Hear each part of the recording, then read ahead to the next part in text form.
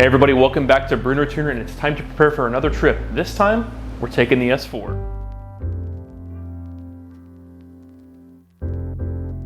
That's right folks, we are preparing the S4 for a road trip this time. Not quite as far as Laguna Seca, but we are heading down south to Helen, Georgia for Alpine Volks Fair. And I'm really excited for this. It looks like a great event. It'll be my first time, but man, the footage and photos from the past events make it look like it's a really great time, and I can't wait. Okay, so what do we need to do to get this car ready? Well, for one, we're gonna give it a good detail. I've got to get some cosmetic things fixed on this, including the front bumper and getting the rear lip spoiler replaced on it. But on top of that, the major issue we've got is a lot of gas fumes coming in the cabin, and I think it's from a bad seal from the filler neck. Now, I could be wrong. I've never looked this deep into it before, but every time I fill up the car with gas, it leaks everywhere, and I just can't deal with that smell on a long road trip all the way down south. So what do we need to get done on the S4 to get ready for the road trip? Well, for one, there's a few cosmetic issues. One being this rear lip spoiler. It really needs to be either taken off or replaced. Two, on the front bumper, the honeycomb grills that I have placed in there actually came apart, and they need to be resealed, re-glued in place so that they don't fall out. They do look great when they're in there, and I don't have fog lights on this car, so I really do need to have them. And three, we're going to get some detail work done on the car. We're going to polish it, clean it up, make it look great. And the last and probably most major issue I've got is here in the gas tank. Whenever I fill this thing up, it has a tendency to overflow, meaning there's probably a bad seal somewhere that is letting that gas get out. And with that gas leaking out, I also deal with very strong fuel smells in the cabin, which is awful, awful, awful, and I do not want to deal with that on a road trip. So we're gonna do what we can to get in here, try to figure out where the leak's coming from, patch that up, and then move on to the cosmetic stuff. The car runs great. I recently went through and fixed the transmission. I was missing a shim that caused it to be very sloppy and loose, and now it feels great. So aside from the fuel leak issue, the car is running great. I don't have any concerns there. But nevertheless, let's get in here, pull this wheel off, and see if we can get to anything from the wheel well. If that doesn't work, then we're most likely looking at pulling the rear subframe and rear differential, dropping the tank down and addressing it from that way. And I really don't want to do that, so let's get into it.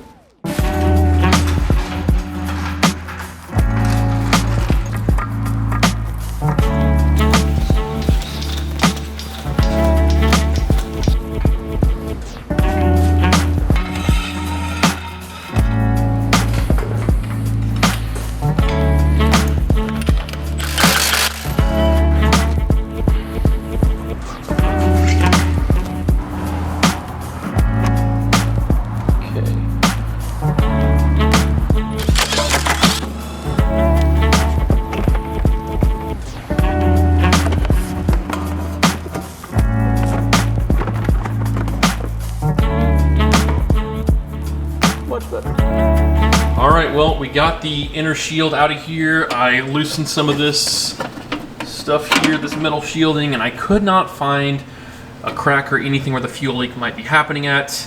Unfortunately, that means we're probably gonna have to drop the tank because I suspect that the leak is happening more on the other side of this fender well up above the tank.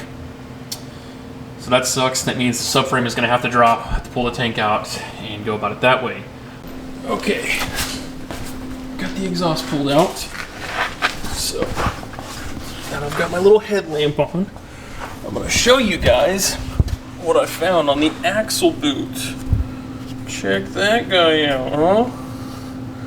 He's looking pretty good. Just want to talk to you. So that's gonna get replaced. Sorry, I'm dealing with shadows here. Yeah, got to replace that. So the axles are coming out. As far as dropping the subframe, it doesn't seem like it's a ton of work. I gotta disconnect some of these cables here and the brake lines, and I think mainly just getting the differential to drop down. And then there's 4 of these like rubber isolators right here. Those will come off too, and then the whole thing should lower down. I say should because I have no fucking idea what I'm doing. Okay, so we've gotten a fair amount done on this car, but let me get you in focus here. This bolt right here, the main axle nut in here, is basically frozen in place. I think these are torqued to something like 250 foot-pounds, and I was able to get the passenger side off, but the driver's side is stuck pretty well, so we're going to enlist the help of a couple friends of mine, and those friends are Mr. Blaster and Mr. Burns-O-Matic. So we're going to set this up and heat it for a few minutes until it's glowing red. Give it a few whacks with the hammer, see if it breaks it loose. And if not, then we're probably just going to heat it further because it can't be stuck if it's liquid. Fair enough? Okay.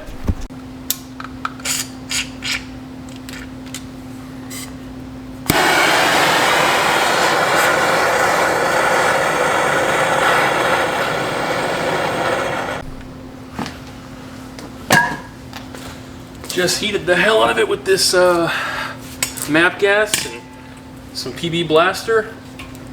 Check this out. Got that shit to come loose.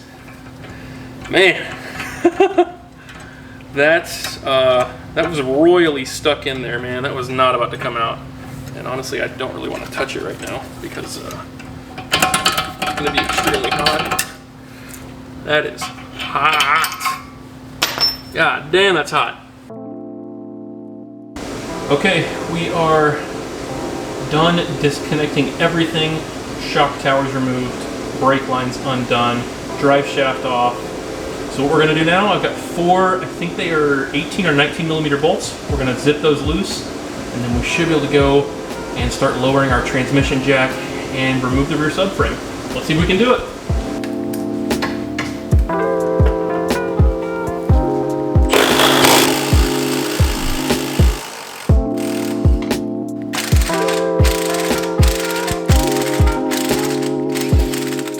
All we gotta do now is, I guess, find a way to get the shocks loose, out of the way. Should be good to go. Okay.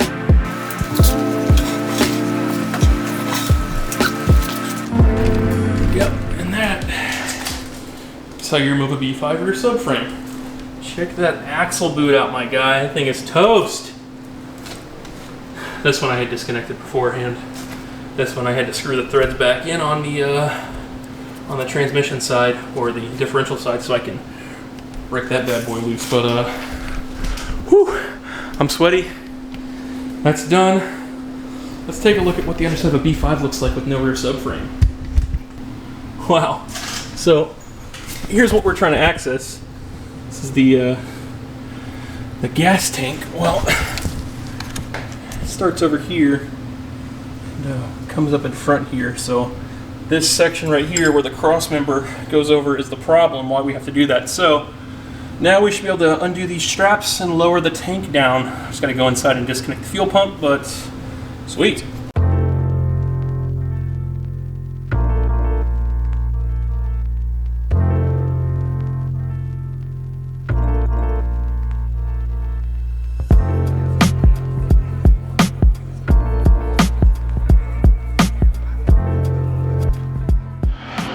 We got the gas tank dropped down.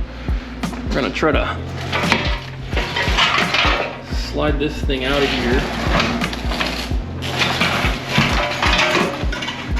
This thing is like a freaking monstrosity, man.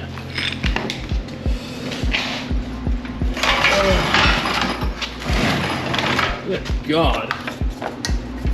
It's huge. That's from gas lines disconnecting from the top hat there.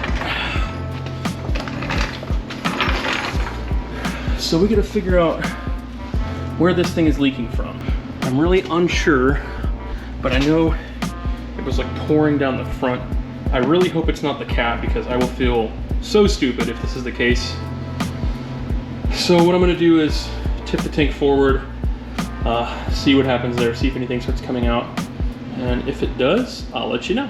Dropping the tank was warranted, man. I look like a Great Depression era coal mine worker. Okay, well, I can safely say that the tank did need to be dropped. Let me show you something here on top of the tank. See these two holes here? That one didn't quite go all the way through, but that one definitely did. And when there's a hole in your tank and you're filling it up, what that means is you're not going to get that backflow of gas to shut the pump off, and in turn, it's going to come out of these holes. Which is also why I was probably smelling the fuel in the car, because anytime it splashed around, it probably spilled out of here. And let's go ahead and look underneath the car so I can show you. See those two right there? Yeah. Yeah, especially that one. Definitely went right into the tank. The previous owner of this car had air ride on it, I'm pretty sure. And I'm pretty sure of that because of things like drilled holes in the spare tire well. Things like airline going to the back of the trunk. You can see this. That's not factory. So the Nimrod probably had his air tank here and just drilled straight into the gas tank. Cool. Fortunately, they're not too big of holes, and I think I can plug them. I might even just use JB Weld and just smear over the top of it, close it off, and call it a day. All right, so we have cleaned up our areas where those two holes were.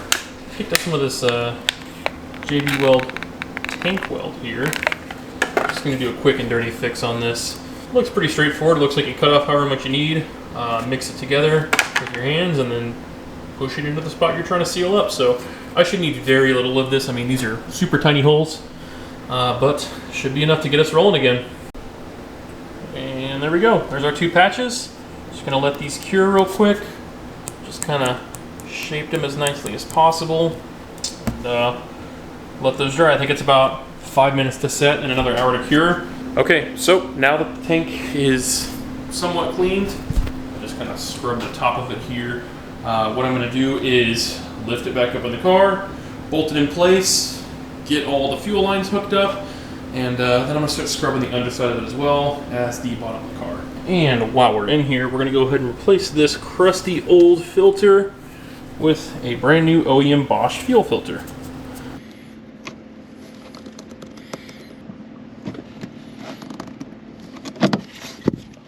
So yeah, you can see we got the tank reinstalled. I'm still working on cleaning it up. There's a lot of grease and grime just all over it. I'm soaking a few parts right now, like some of the heat shields, just to get everything as clean as possible before I put it back together. And then next up is going to be working on these axles. Still got one in the cross member there. Those are just absolutely destroyed. I've got to replace the boots on those if I'm doing any kind of road trip. So yeah, that's it for tonight. I will pick back up in a couple days and I'll see you then. All right guys, well I got the half shafts out of the car and you can see just how badly these things are destroyed. Now I've already separated the inner CV boot from the inner CV joint here. And I'm just gonna show you guys on camera how I knock this thing apart so I can get to the boot. We're not gonna replace the outer one. It looks like it's still good and this is the OEM boot, so I'd like to leave it if I can. It's not cracked or dry rotted or anything. But this one, yeah, torn almost all the way around, spewing out grease everywhere, making the underside of my car dirty. So we're gonna get this one off. All right, we're gonna try to pick one up as we do this.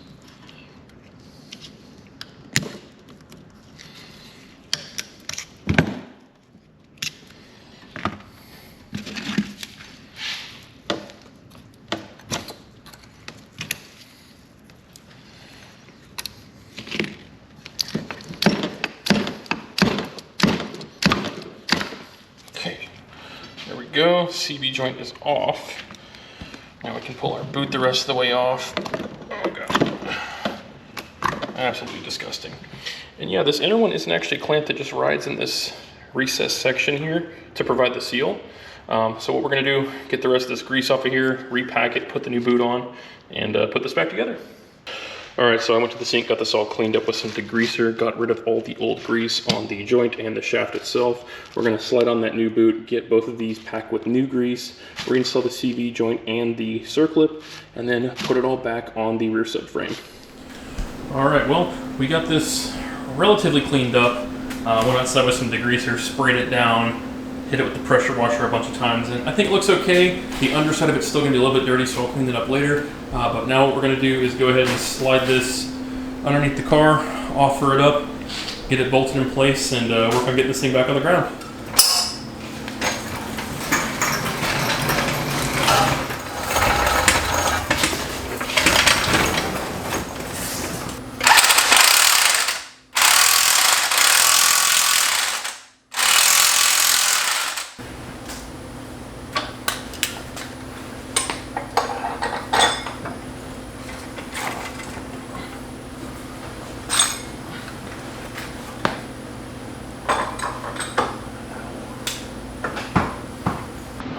well, we got the subframe more or less bolted in place. Of course, we're gonna have to go get an alignment after this is all done because the subframe can shift side to side or front to back, and it's not gonna be exactly how it was. We still have to get the suspension mounted up, but for now, we're gonna move inside the car and reattach the e-brake cables. And if you've never done this before on a B5, they're pretty simple, and ooh, Penny. This thing is disgusting from all the years of whatever the previous owner would have been drinking or spilling in his center console.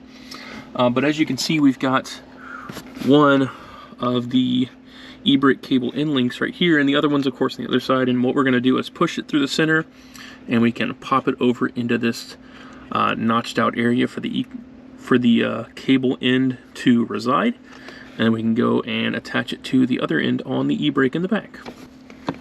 Sorry about the lighting in here, folks. I know it's not great.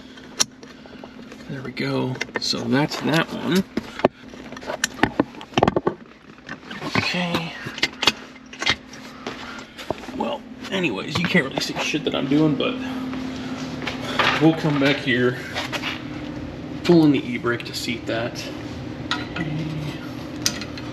Set that in there. Now, essentially what we're going to do, now that we got the cable ran back through here with the retaining clip, we're just going to pull back on the e-brake, probably with a small pry bar or a screwdriver, and slip this cable right in there where it's supposed to go, and we'll be done. And of course I had to set you down for a second so I could do this with both hands, but these are in on both sides. And now if we come in here, we got a functional e-brake. And that took a little about 5 minutes to get done. Not too bad.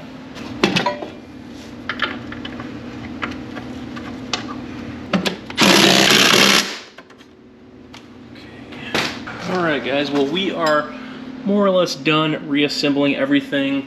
I've got my new axle bolts in, just need to torque those down, but I'll have to do it once the car's on the ground. We still need to tighten up all of our half shafts and the drive shaft, and then we should be ready to bolt on the exhaust, lower the car down, and see how it drives.